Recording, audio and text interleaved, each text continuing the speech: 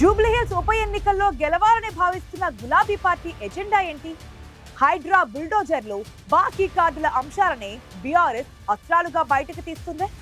తాజాగా కేటీఆర్ ఓట్ చోరీ అంశాన్ని తెరపైకి తేవడంలో వ్యూహం ఏంటి?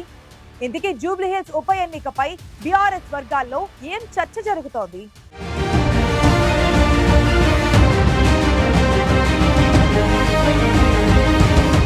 జూబ్లీహిల్స్ అసెంబ్లీ స్థానానికి త్వరలో ఉప ఎన్నిక జరగనుంది. సిట్టింగ్ ఎమ్మెల్యే మాగంటి గోపీనాథ్ మరణంతో ఎన్నిక అనివార్యమైంది.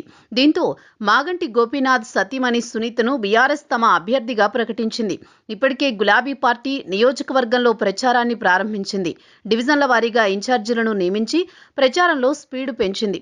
అధికార కాంగ్రెస్ పార్టీ టార్గెట్గా బీఆర్ఎస్ కొన్ని అంశాలపై ప్రచారం చేస్తోంది. తాజాగా బాకీ కార్డుల పంపిణీని పార్టీ స్టార్ట్ చేసింది. అసెంబ్లీ ఎన్నికల్లో కాంగ్రెస్ పార్టీ ఇచ్చిన హామీలతో పాటు ప్రజలకు ప్రభుత్వం ఎంత బాకీ పడిందో కార్డుల రూపంలో పంచుతోంది. బాకీ కార్డు పంపిణీని జూబ్లీహిల్స్ నియోజకవర్గం నుంచే కేటీఆర్ ప్రారంభించారు.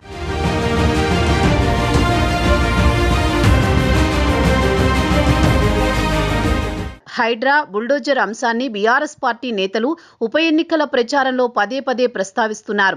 కాంగ్రెస్ పార్టీకి ఓటేస్తే ఇంటికి హైడ్రా బుల్డోజర్లు వస్తాయని కేటీఆర్, హరీష్ ప్రస్తావిస్తున్నారు. ఇక జూబ్లీహిల్స్ ఉప ఎన్నికల వేళ బీఆర్ఎస్ వర్కింగ్ ప్రెసిడెంట్ కేటీఆర్ మరో కొత్త అంశాన్ని తెరపైకి తేవడం పొలిటికల్ సర్కిల్స్ లో హాట్ టాపిక్ గా మారింది. తాజాగా దీనిపై కేటీఆర్ ఈసీకి ఫిర్యాదు చేశారు. ఉప ఎన్నికల్లో కాంగ్రెస్ దొంగ ఓట్లతో గెలవాలని చూస్తోందని కేటీఆర్ సంచలన ఆరోపణలు చేశారు. దేశవ్యాప్తంగా ఓట్ చోరీ గురించి మాట్లాడుతున్న రాహుల్ తెలంగాణలో రేవంత్ రెడ్డి చేస్తున్న ఓట్ చోరీపై మాట్లాడాలని బీఆర్ఎస్ వర్కింగ్ ప్రెసిడెంట్ డిమాండ్ చేశారు.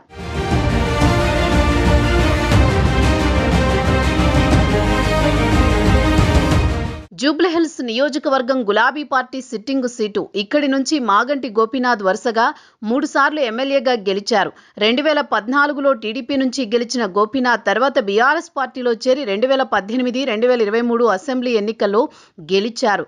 ఇప్పుడు ఆయన సతీమణి సునీతకు టికెట్ ఇవ్వడంతో సానుభూతి కలిసి వస్తుందని గులాబీ పార్టీ లెక్కలు వేస్తోంది. ఇక బాకీ కార్డు, బుల్డోజర్, హైడ్రా, ఓట్ చోరీ అంశాలు తమకు ప్లస్ అవుతాయని గులాబీ పార్టీ భావిస్తోంది. అమ్ముల పొదిలోంచి కొత్త అస్త్రాలు బయటకి తీస్తున్న గులాబీ పార్టీ గ్రేటర్ సిటీకి గుండెకాయ లాంటి సిట్టింగ్ సీటును నిలబెట్టుకుంటుందో లేదో చూడాలి మరి.